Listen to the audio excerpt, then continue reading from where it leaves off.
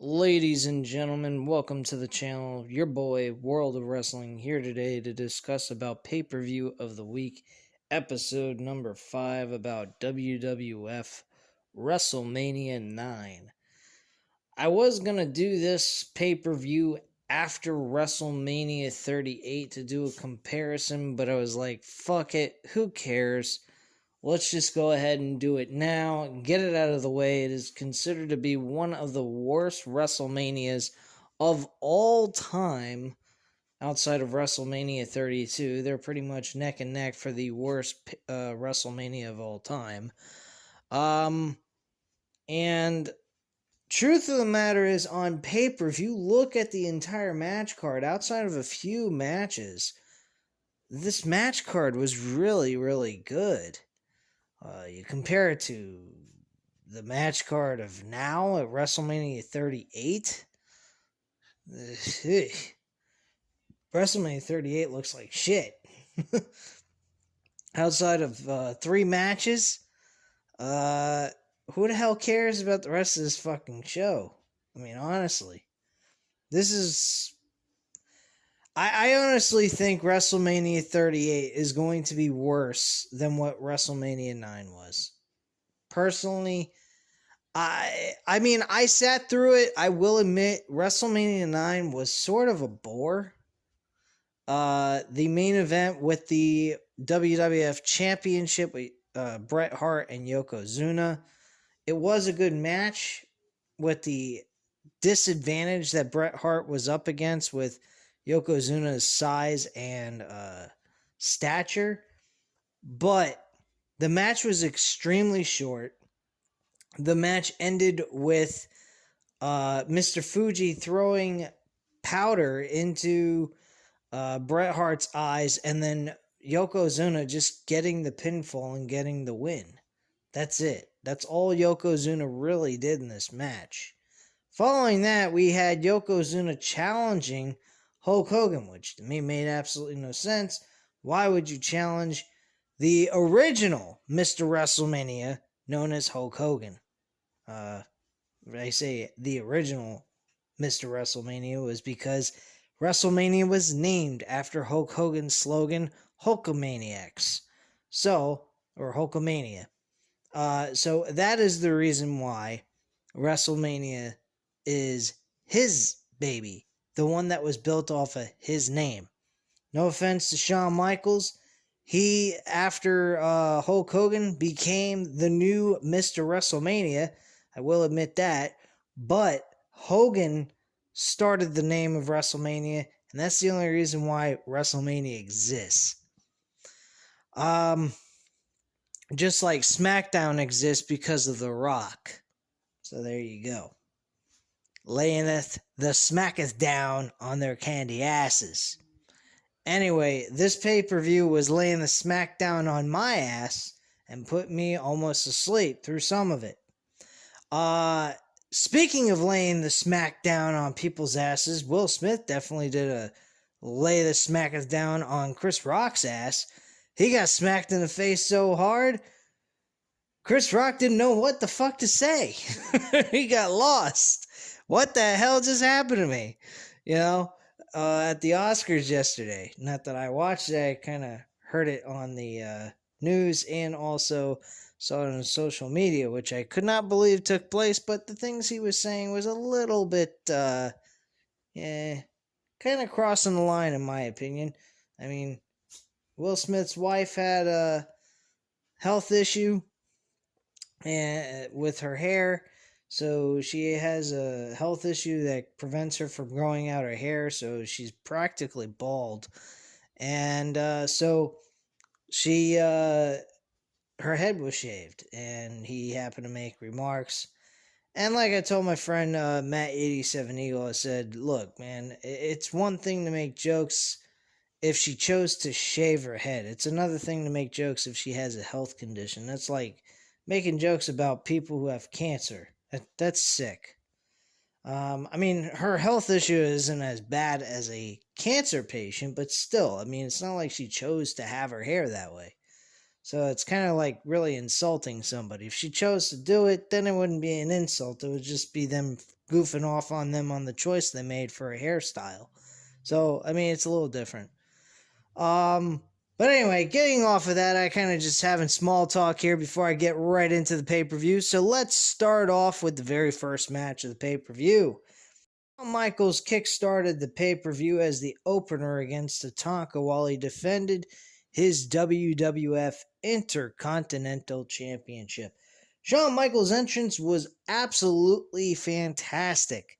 He looked great with the white Intercontinental strap around his waist. He definitely was flamboyant as hell, and he looked good in this match. This was actually a really good match, and Shawn Michaels, though, wins the match by a well, he doesn't win. Tatanka wins by disqualification, thanks to Shawn Michaels feeling like he could not win this match, so he got himself intentionally disqualified. While he was on the outside, he grabbed the referee's leg and pulled him down, basically threw him out of the ring, practically. Referee did not like it. Tatanka was trying to go for the pinfall and the win, but the referee called for the bell. Not to mention, it was very odd the way he called the bell. He tried to go ahead and look like he was going to do a 3 count for Tatanka, but unfortunately, he stopped just before he's about to start to do the count, and he declared disqualification on Shawn Michaels. Why this took place, I have no idea. The officiating in this pay-per-view was the worst I have ever seen in any wrestling pay-per-view in my life.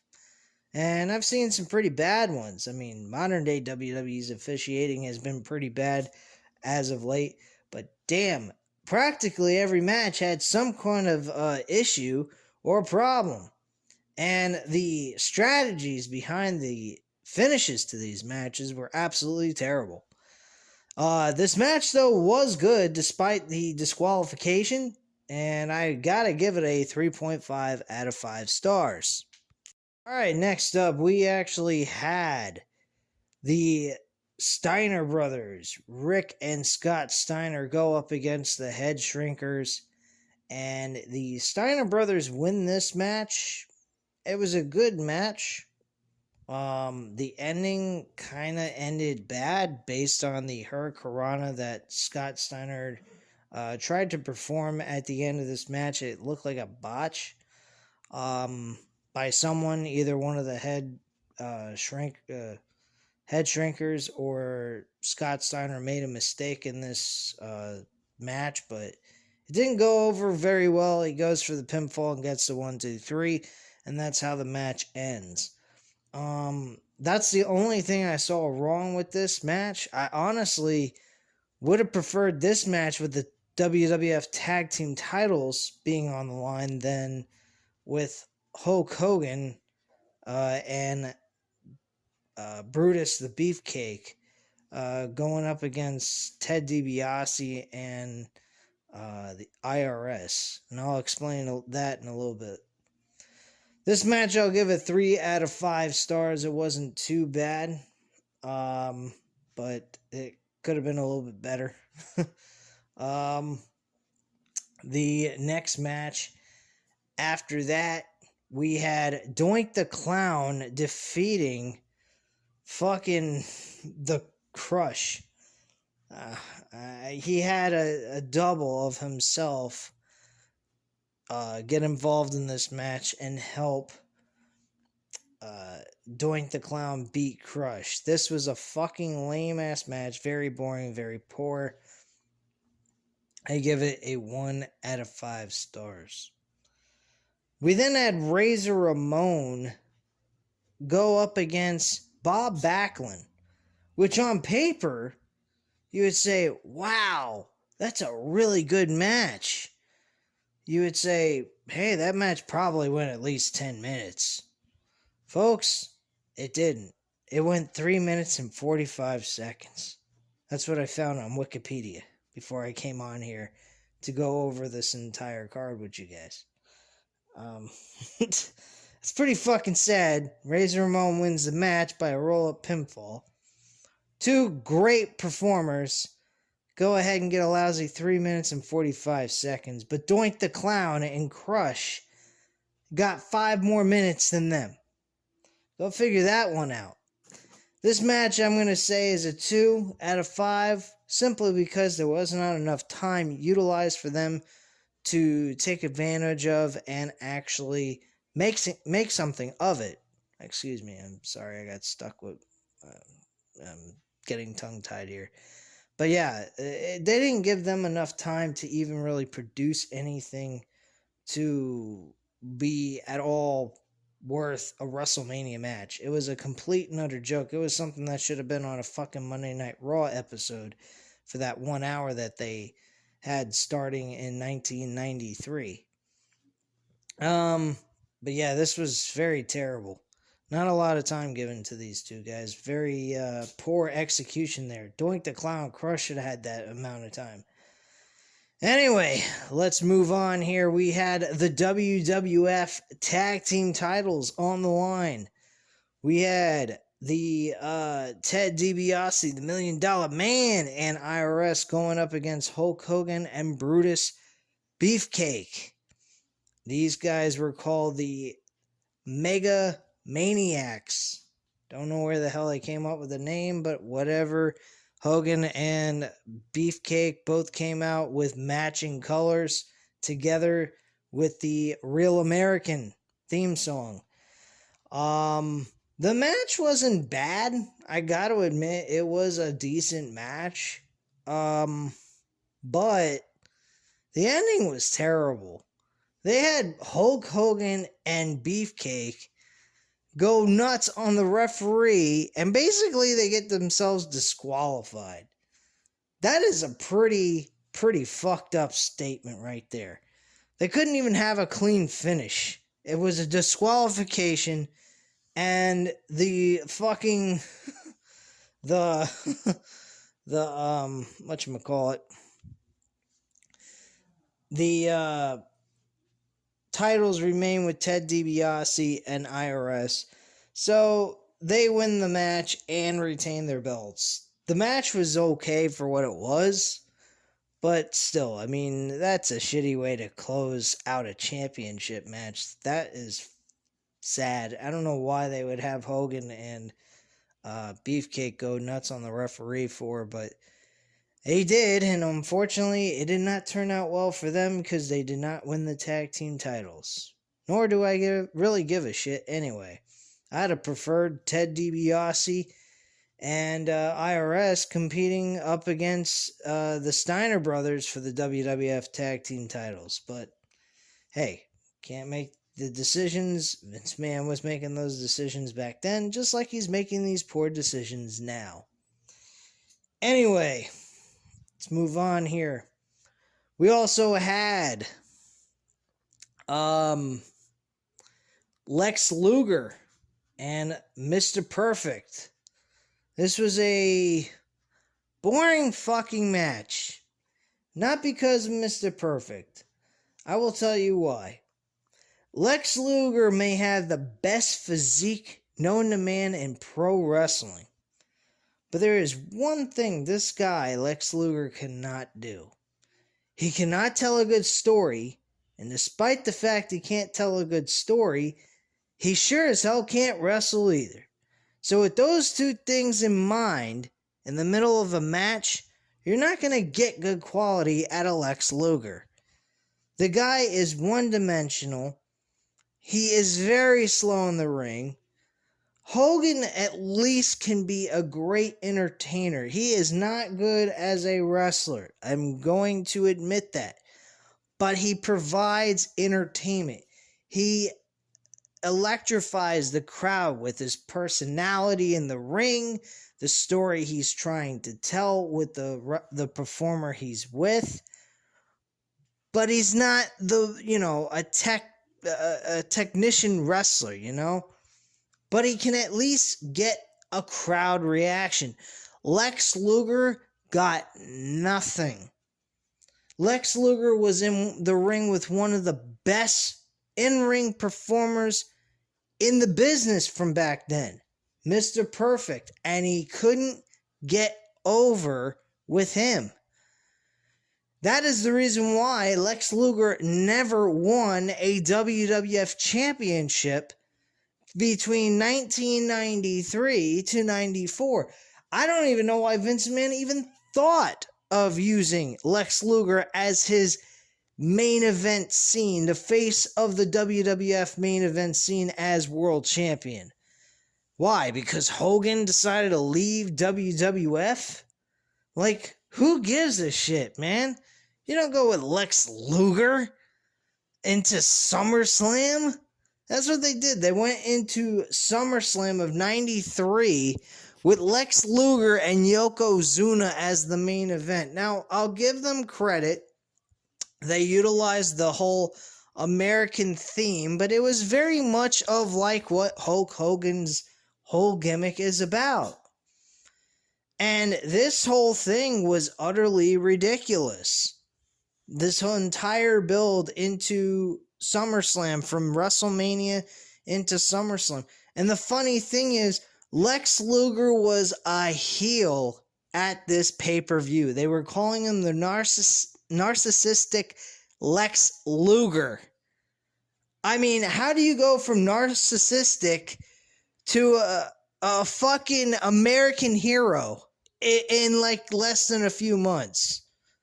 I just don't get it, unless Vince McMahon decided the next day, hey, let's flip the script and just instantly change your character to Mr. American Hero after Hulk Hogan leaves at the King of the Ring in 93. I mean, come on, man. It's ridiculous. And this match was ridiculous. Are you fucking kidding me? This was fucking shit. Match was slow, it was dull, it was boring, it did not attract my interest whatsoever. I was paying more attention to what was on the TV screen in my living room than I was paying attention to what was on my phone. I was watching this off of Peacock on my phone.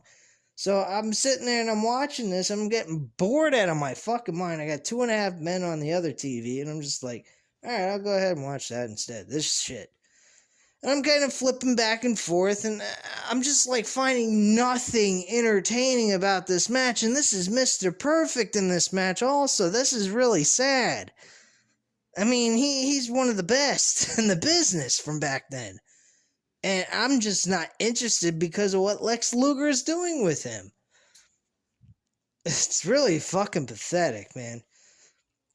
And WCW tried to get Lex Luger over as well when he moved over to WCW in 96 all the way through to 97. In 97, they tried their hardest to get him through summer of 97, and it did not work. They had him champion on Nitro. They probably saw that there was nothing there. People were not excited. I watched that entire match. It was like 10 minutes. Just before Road Wild of 97, I checked that Nitro out because I watched these episodes in chronological order from time to time for WCW. And I watched this match unfold, and I have to say, this was fucking the worst WCW World Championship match I have probably ever seen. And again, it was Hulk Hogan and Lex Luger. Hogan, again, I say, is not the greatest wrestler, but he's a great entertainer, and yet he couldn't get Lex Luger over in this match. That's why like 6 days later, Hogan was the champion again. Why they gave the title Lex Luger just to ultimately give it back to Hogan is beyond me. I have no idea. I think it was the dumbest fucking move. They should have just kept the belt on Hogan all the way through till Starrcade of 97. It made absolutely no sense. But anyway, yeah. Lex Luger does happen to win this match. Wins it by pinfall. So, at that point, I'm just going, when the fuck is this shit gonna end already?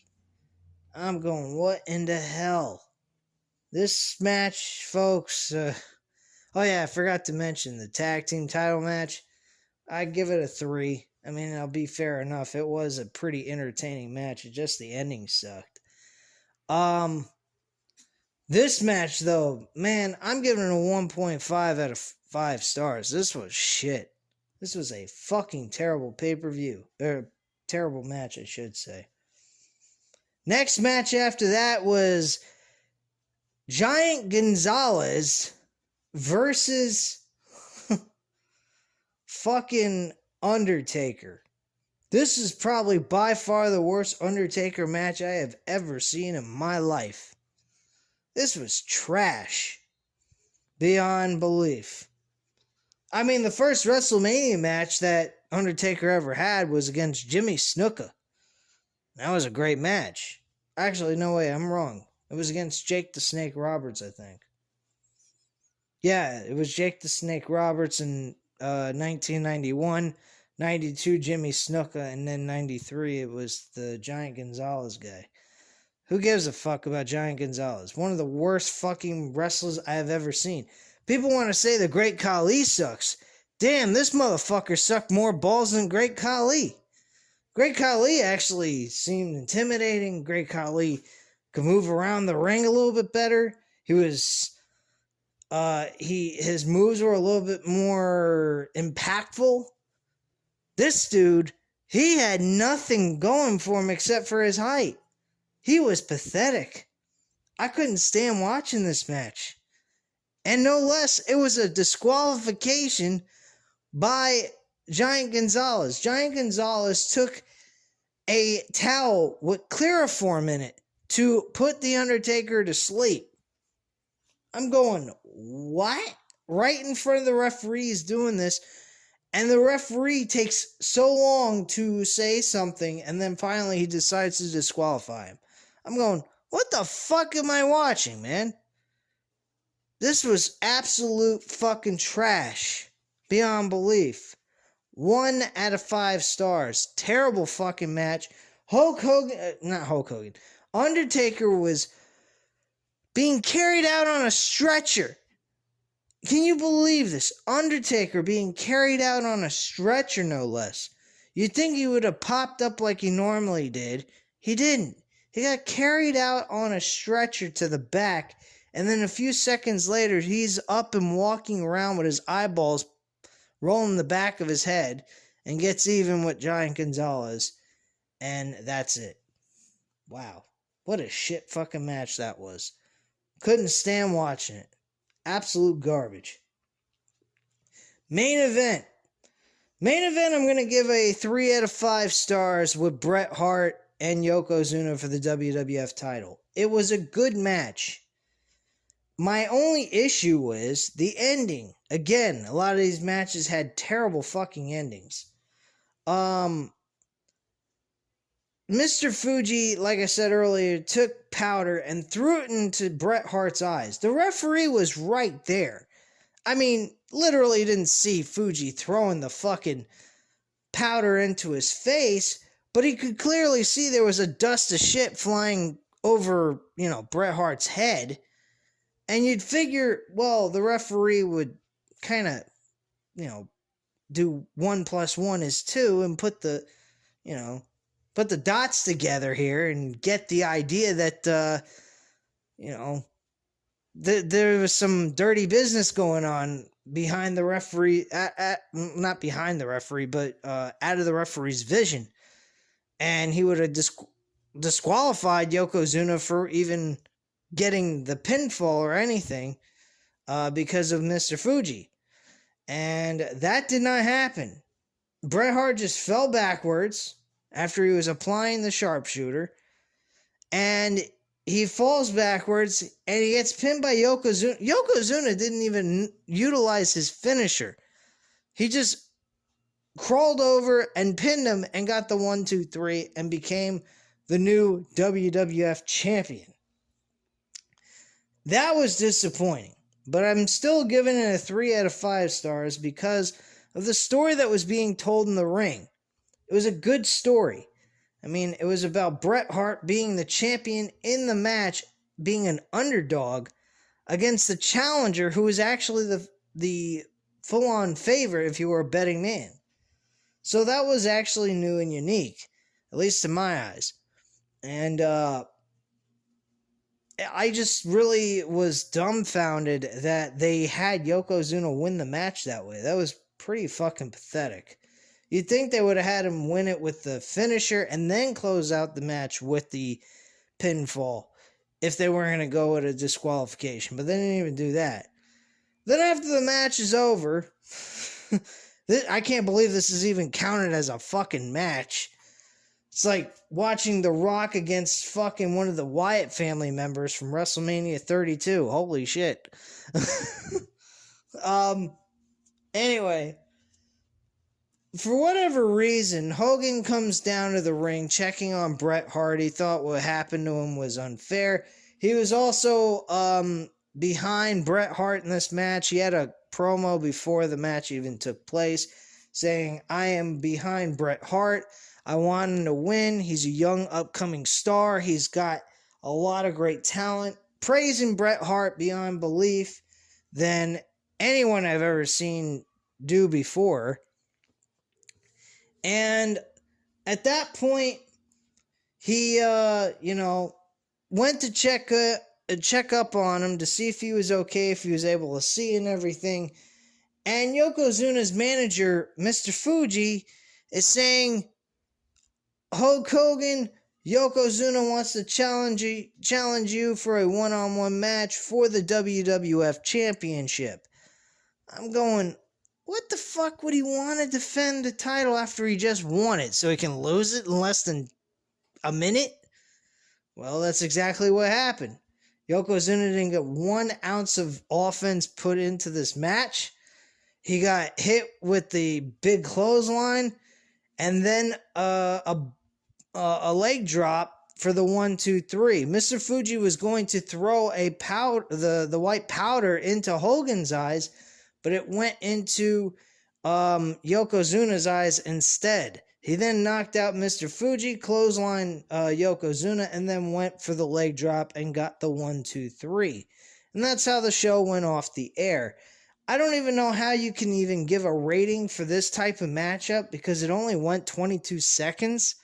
Pretty sad fucking shit right there. But yeah, this was not a really good WrestleMania. I'm not even rating that last match they did because it really wasn't legitimately a match anyway. But yeah, I found this entire pay-per-view to be kind of a disappointment despite what they had on paper, which is 10 times better than what we got for WrestleMania 38. Let's admit, what we got on WrestleMania 38 is a fucking crying shame, man. Really, this is a fucking crime. What Vince McMahon has done to WrestleMania 38. I got some news for you guys on Random Wrestling Talk episode number 11. When we come on tomorrow live, I've got a lot of news to talk about. I'm going to be talking about Triple H's retirement from in-ring competition. I'm going to be talking about the WrestleMania 38 ticket sales because there are still a ton of tickets. Do you know that the WrestleMania 38 has barely even hasn't even come close to selling out? Do you know they probably, if they're lucky, have reached maybe 35 to 50,000 people? That is pathetic. I looked at AEW Double or Nothing for the T-Mobile Arena event. This event has every ticket sold out. There's a couple of tickets that are for resale because I guess people kind of canceled out on their tickets because they maybe can't make it or they just don't have the ability to do so, so they refunded their money and are reselling the tickets. So outside of that, which there's plenty of those being resold, by the way, so if you guys are interested in going to Double or Nothing, you can definitely look on Ticketmaster and check that out. But yeah, outside of the resale for some of the tickets that were canceled on because probably the fans couldn't make it or something, or trying to get their money back or some shit. I don't know.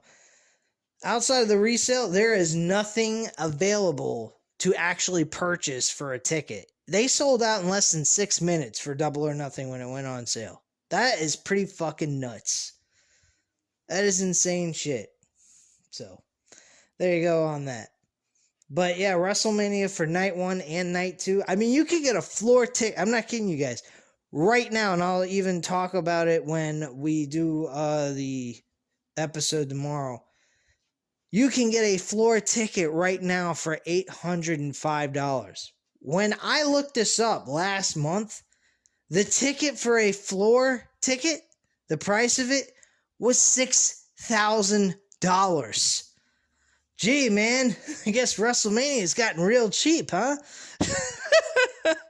Oh, man, I feel sorry for any moron that bought a ticket when it was at $6,000. Because I'll tell you this much, if I was dumb enough, which I'm not, thankfully, to spend $6,000 on a front row floor ticket, and I found out later that ticket is now $805, I think I would gouge my eyeballs out of my head. Or rip my hair out of my head. Something like that. But, damn, is that some fucked up shit. Besides Triple H's retirement, the WrestleMania tickets, and so forth, we're also going to talk about AEW's new signee for the women's division. I got a hunch that it might be somebody that you guys probably wouldn't believe I would say this is, but, I mean, there's a lot of people saying Toni Storm, Tegan Nox, a former WWE performer. I don't think so. And I will tell you who that is when I come on the air tomorrow. That's going to be a load of fun. But anyway, guys, at this time, you know what to do. Hit the like button if you like this video. Hit the subscribe button if you're not already subscribed to the channel. And leave a comment down below. I'll definitely get back to you on that. And I thank you guys very much for watching. Have a great night, guys. Bye.